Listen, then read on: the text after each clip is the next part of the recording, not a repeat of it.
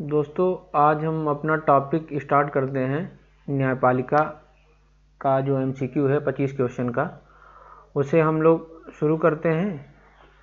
जो हमारे 25 क्वेश्चन रहेंगे, अभी मैंने टॉपिक कंप्लीट बता दिया है। मैंने पहले उसे आप देख लेंगे ना, तो फिर आपके लिए बड़ा बेहतर रहेगा। न्यायपालिका, ठीक, न्यायपालिका, इसका एमसीक्यू, ठीक, बहुत अच्छे लेवल के एमसीक्यू हैं। ये पहला क्वेश्चन गलत टाइप हो गया। दूसरे क्वेश्चन से हम लोग आते हैं। हमारा जो क्वेश्चन नंबर 2 है, ठीक, इसमें क्या है, भारत के सर्वोच्च न्यायालय की स्थापना विधिवत रूप से किस ऐतिहासिक तिथि को हुई थी? ठीक, कब हुई थी बताइए। मैंने पढ़ाया हुआ है 15 अगस्त 1947 को, 26 नवंबर 1949 को, या 26 जनवरी 1950 या 28 जनवरी 1950 को। ठीक, ये हमारी हुई थी 28 जनवरी 1950 को, इसकी स्थापना हुई थी। ठीक, कब? 28 जनवरी 1950, ठीक, 2 दिन बाद। ठीक,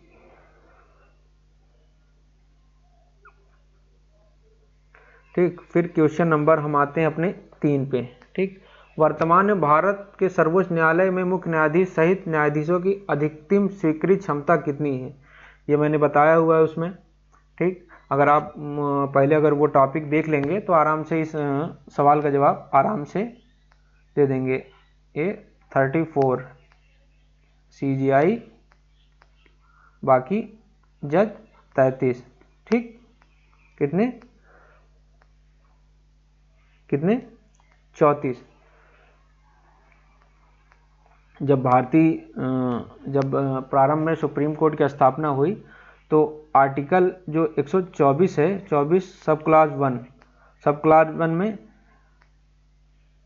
तब कितने, 1 CGI होता था, 7 जज थे जब स्थापना हुई थी। लेकिन धीरे धीरे धीरे धीरे धीरे धीरे 2019 का जो अधिनियम एक्ट आया, 2019 का, उसमें 34 जजों का प्रावधान किया गया। ये चीज़ याद रहे। ठीक, फिर आते हैं क्वेश्चन नंबर 4। इसमें क्या लिखा है? इलाहाबाद उच्च न्यायालय के ऐतिहासिक विकास के संदर्भ में निम्नलिखित कथनों पर विचार कीजिए। क्योंकि हम लोग यूपी से हैं, तो हमारी यूपी में ही हमारा इलाहाबाद हाई कोर्ट पड़ता है, तो इससे रिलेटेड हमसे सवाल पूछे जा सकते हैं। इसमें क्या स्टेटमेंट दिया जा रहा है कि इसकी स्थापना मूल रूप से 17 मार्च 1866 को आगरा में हुई थी। क्या हुई थी? यह वर्ष 1869 में इसे आगरा से इलाहाबाद स्थानांतरित किया गया था। क्या यह किया गया था? सर वॉल्टर मॉर्गन इसके प्रथम मुख्य न्यायाधीश थे। ये चीज़ मैंने उसमें अपनी जो इसकी क्लास है उसमें मैंने बताई हुई है। तो अगर आप पहले अगर उस वीडियो के देख के फिर इस पे आएंगे, एमसीक्यू हल करेंगे, तो आप सारे के सारे एमसीक्यू हल कर देंगे। इसका आंसर हमारा क्या होगा? इसका आंसर हमारा होगा तीनों स्टेटमेंट सही है। ठीक, इसकी ये तीनों स्टेटमेंट ठीक ओके हैं। अब आते हैं क्वेश्चन नंबर अपने 5 में। ठीक है, हालिया न्यायिक नियुक्ति फरवरी 2024 परिप्रेक्ष्य में निम्नलिखित में किसने इलाहाबाद उच्च न्यायालय के मुख्य न्यायाधीश के रूप में कार्यभार ग्रहण किया? कौन ग्रहण किया? ये चीज़ मैंने बताई थी, अपने उसमें बताई हुई है। आप इस पे आने से पहले मैं आपसे यही निवेदन करूंगा, आप मेरे उस पे आप जरूर जाके इसे वो कीजिए, मतलब कि तब आके इसे कीजिए। इसका आंसर होगा हमारा बी। ठीक, आंसर क्या हो गया? बी। ठीक, फिर आते हैं हम क्वेश्चन नंबर अपने 6 पे। क्वेश्चन नंबर, किस संवैधानिक संरचना के तहत सर्वोच्च न्यायालय उच्च न्यायालयों के न्यायिक पुनरावलोकन की शक्ति प्रदान की गई है? किस संवैधानिक संरचना के तहत? अनुच्छेद 13 और 368 के तहत, अनुच्छेद 13, 32, 266 के सम्मिलित पठन के तहत, अनुच्छेद 14, 19, 21 के स्वर्णिम त्रिभुज के तहत, अनुच्छेद 124 या 214 के प्रशासनिक प्रावधानों के तहत। क्या है?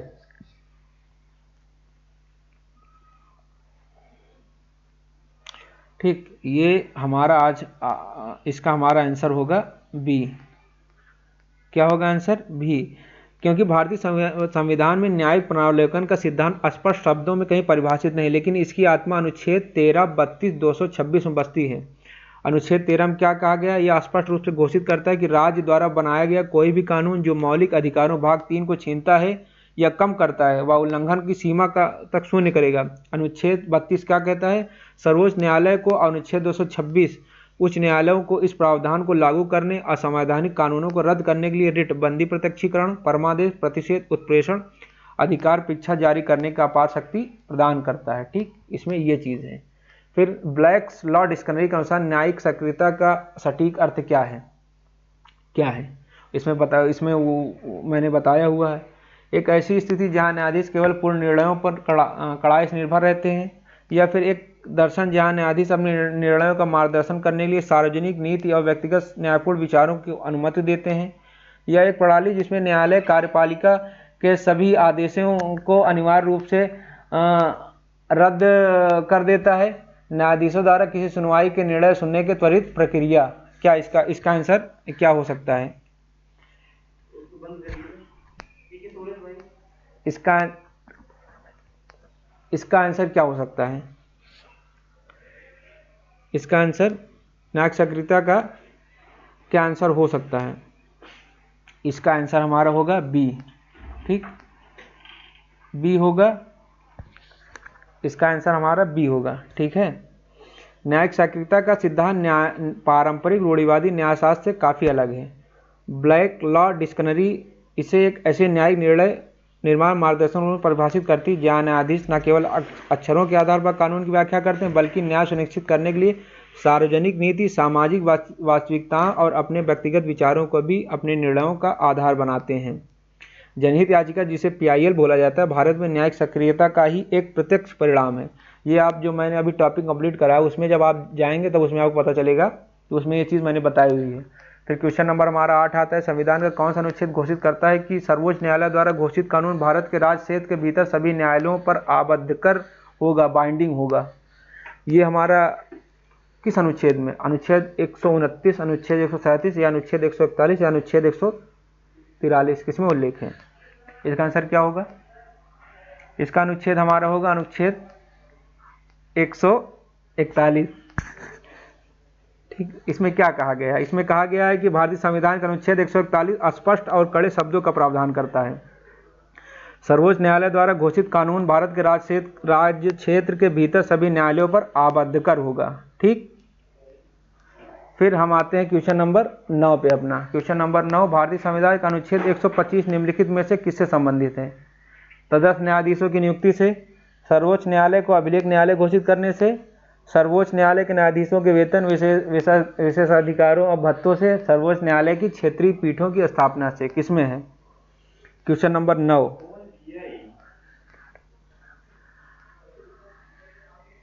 सर ये क्वेश्चन नंबर इसका क्या होगा?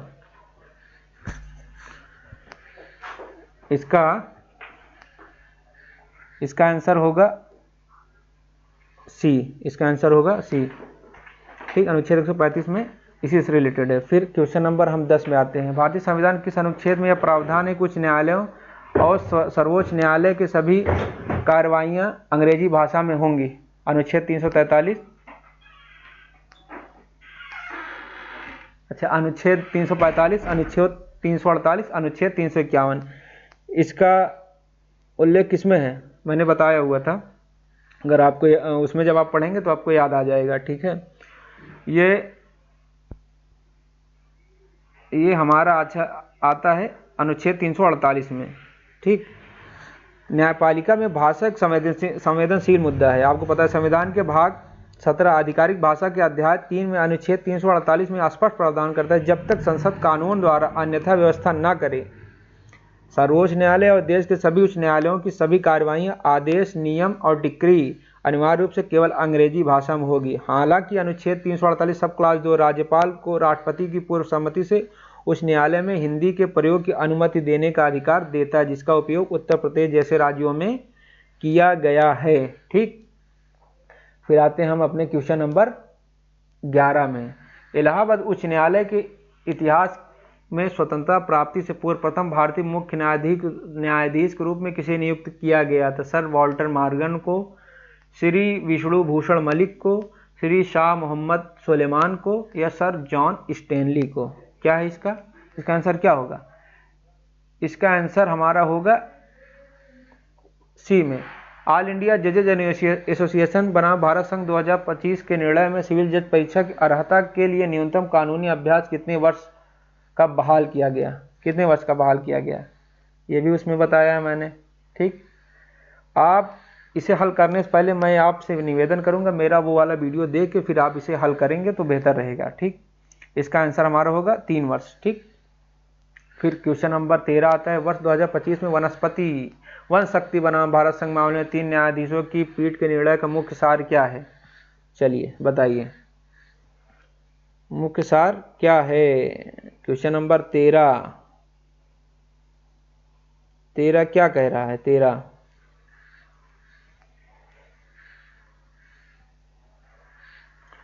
इसने देश भर में बाघों के संरक्षण सख्त दिशा निर्देश जारी किए। इसने स्पष्ट किया कि विशिष्ट अनुमेय गतिविधियों के लिए जुर्माने के साथ भूतलक्षी पर्यावरण मंजूरी दी जा सकती है। इसने सभी प्रकार के औद्योगिक विकास पर पूर्ण प्रतिबंध लगा दिया। इसने एनजीटी की शक्तियों को समाप्त कर दिया। इसका आंसर क्या होगा? इसका आंसर हमारा होगा ये। ठीक,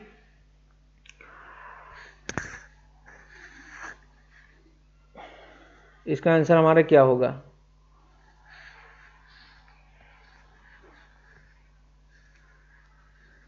इसमें क्या है कि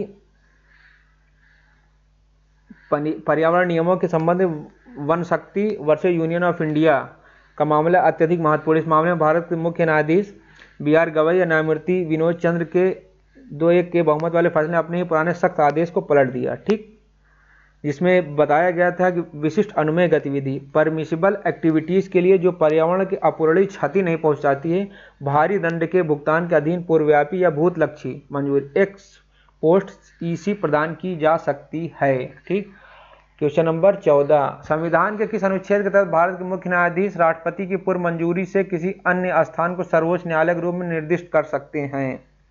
ये अनुच्छेद किसमें है? अनुच्छेद 129, अनुच्छेद 130, अनुच्छेद 136 या अनुच्छेद 137? इसका क्या आंसर होगा बताइए तो? इसका आंसर क्या होगा?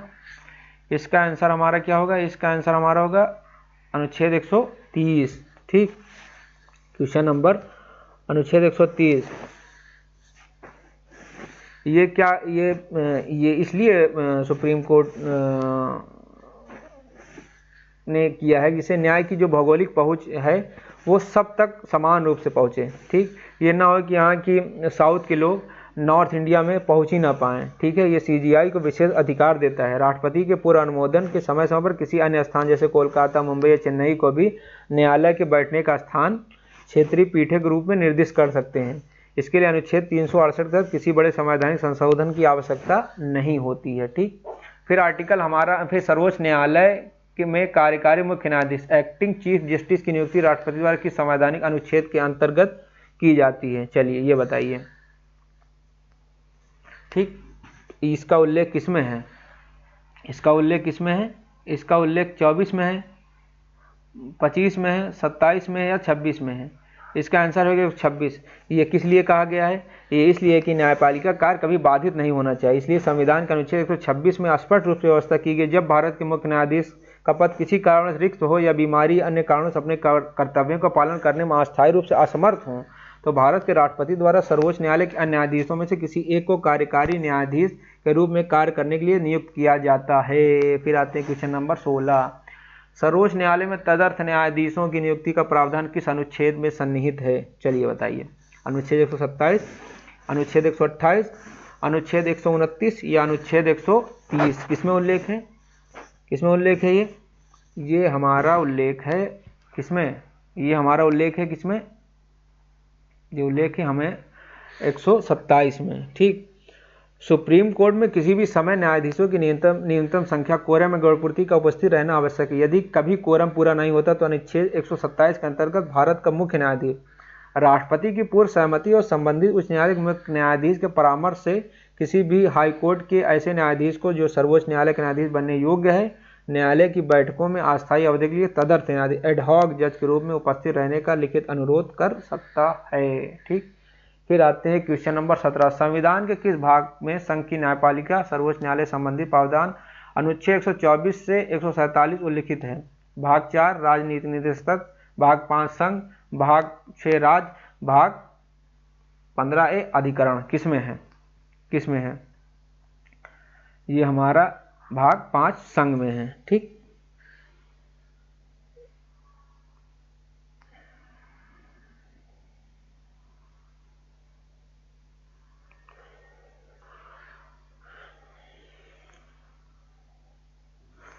ठीक। अब आते हैं question number 18। Awadh chief court का इलाहाबाद उच्च न्यायालय में औपचारिक विलय किस वर्ष संपन्न हुआ था? चलिए आ गया यूपी स्पेशल। ठीक, कब हुआ था, संपन्न हुआ था? Question number 18। 1947, 1937, 1939, 1950, 1948। कब रहा, कब हुआ? ये हमारा इसका आंसर होगा 1948 में। कैसे? अवध के 12 जिलों के लिए 1925 में लखनऊ में अवध चीफ कोर्ट की स्थापना की गई थी। इसके पहले मुख्य न्यायाधीश कौन थे? Justice Stuart.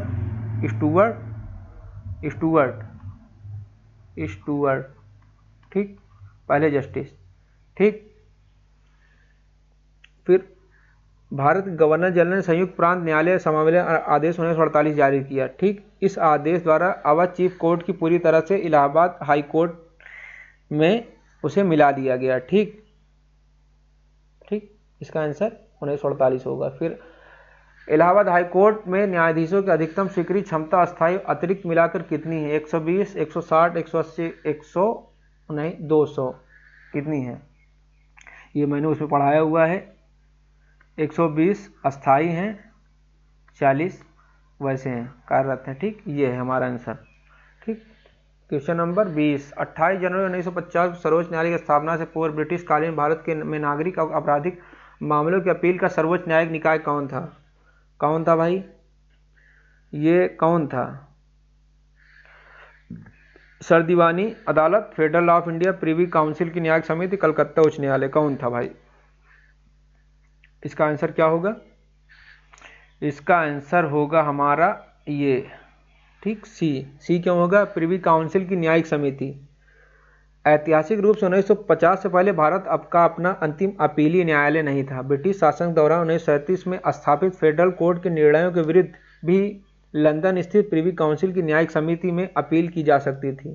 ठीक, जब 28 जनवरी 1950 को भारत के सर्वोच्च न्यायालय ने कार्य करना प्रारंभ किया तो उसने इस विदेशी न्यायिक समिति की अधिकारिता को पूरी तरीके से समाप्त कर दिया और वह स्वयं भारत में सिविल और आपराधिक मामलों का सर्वोच्च अपीलीय न्यायालय बन गया। ठीक, न्यायिक पुनरावलोकन की अवधारणा मुख्य रूप से किस देश के संवैधानिक दर्शन से ग्रहण की गई है?